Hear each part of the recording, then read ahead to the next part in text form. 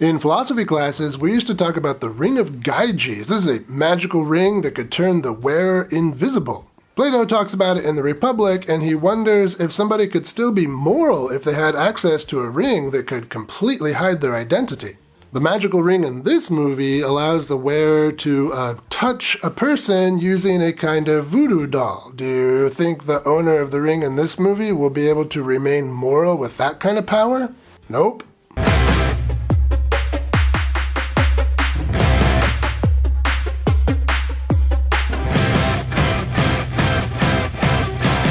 Welcome to Exploitation Reviews, and me, Rob, and today I'm taking a look at Indecent Desires from 1968, yet another film from legendary, notorious exploitation filmmaker Doris Wishman.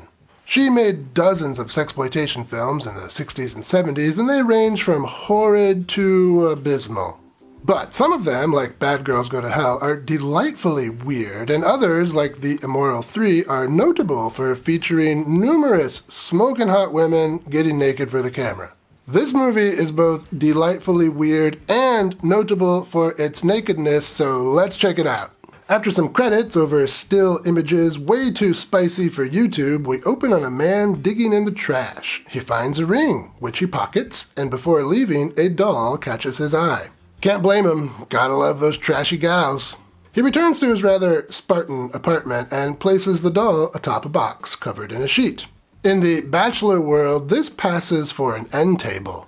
In another part of the movie, a gorgeous woman answers the phone wearing nothing but a towel, but the towel doesn't cover any of the bits YouTube once covered, so you can't see her yet. Man, I just work here.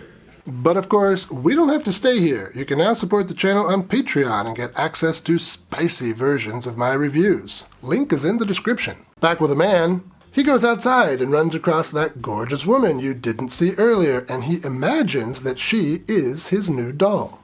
Because he's kind of a creep, he follows her for a bit, but she goes into her office.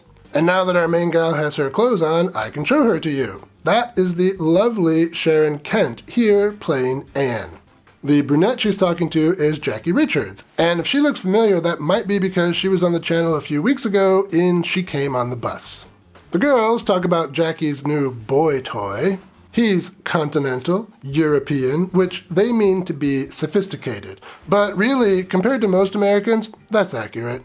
Back in our Creepazoid's apartment, he puts on the ring and starts playing with his doll. And back in the office, Anne seems to be feeling what he's doing to that doll. And that is an odd feeling indeed.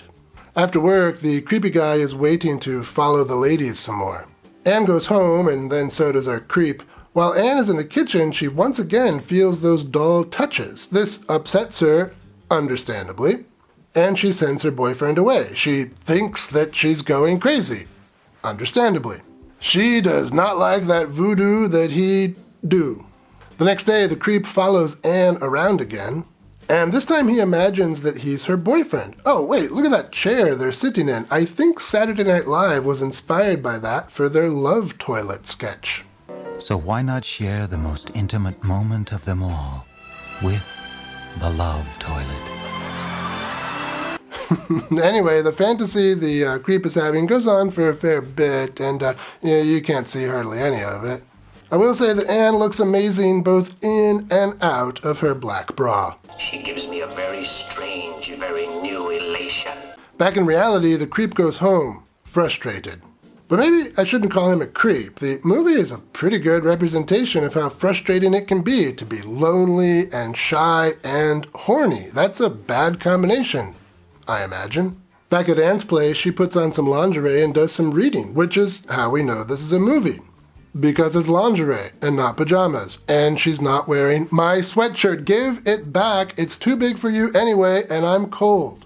Anyway, over in the creep's apartment, he's getting more frustrated, and out of this frustration, he puts a cigarette out on the doll. Naturally, Anne feels this, and it even leaves a mark. And then we pop over to Jackie's place, for no reason at all. I suppose other than to see how her date with the Continental went.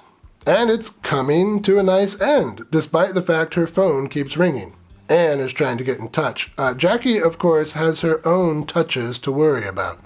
But thankfully, the creep loses the ring, and Anne no longer feels under its spell and starts to feel better. She's smiling more, she gets back with her boyfriend, things are going pretty good. And then the creep finds the ring again, and he's more frustrated than ever, and that's enough out of me as far as plot goes. Let's talk some highlights. Sharon Kent is the main highlight. She is adorable and hot and naked a lot. That fruit counter has 2 perfect apples. They're not apples, but they're round. And unlike some earlier Wishman roughies from the mid-60s like Bad Girls Go to Hell, Wishman here allows the camera to leer. It doesn't cut to a random shot of an alarm clock or some other such nonsense just when the scene is getting good. You get to see about everything, and everything looks fantastic. I even like Sharon Kent's outfits in this movie. This sweater dress is cool, and this trimmed dress is cool. Just some great 60s fashion. Beyond Sharon Kent, we've got Jackie Richards here, and she's fine. I mean, would I have preferred Darlene Bennett, or June Roberts, or Linda Boyce? Well, yeah, but Jackie is fine. Oh, as a little aside on a technical point, this movie does a much better job than Wishman films normally did with the dubbing. I thought you were going to meet me at our bench in the park. I couldn't wait in the park. I mean, Doris shot everything without sound and then would dub in the dialogue later, and often she would employ certain tricks to hide the fact it was dubbing. Poor dubbing.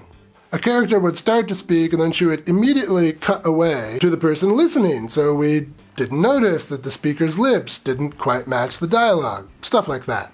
And there is some of that here, but there are also parts that line up pretty well. Was Doris Wishman improving as a filmmaker?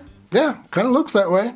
Finally, I do like how weird this movie is. I mean, a voodoo doll, a magic ring, a creepazoid. I mean, there is a lot to like here.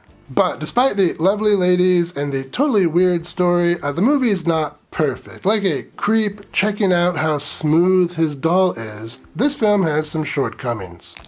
Well, even though I like the idea of the main gag in this movie, you know, the ring and the doll and whatever, I mean, Wishman doesn't really do much with this idea. I mean, it's not even really explained how this whole setup works. I mean, the creep seems to recognize that the ring makes playing with the doll different, but how does he know this? From his side, what makes touching the doll with the ring different from without the ring? I mean, and what exactly is the connection between the doll, the ring, and Anne? I mean, at one point, Anne is like teetering on this ledge, and then back in the creep's apartment, the doll is like teetering on his end table. So, does the doll move around when Anne does? Is that how the creep knows things are different with the ring on? I don't know. None of this is explained at all. Maybe instead of one of the random scenes like Jackie doing naked yoga in her apartment, we could have had a few lines of dialogues explaining things.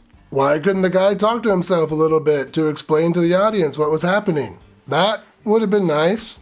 And beyond the narrative failings, this is a Doris Wishman film, so there are rather long sequences where nothing much happens. I mean, some of these sequences are fine, like when Anne stares at herself nakedly in the mirror for a while, but at other times it's just people walking down the street, and who cares about that?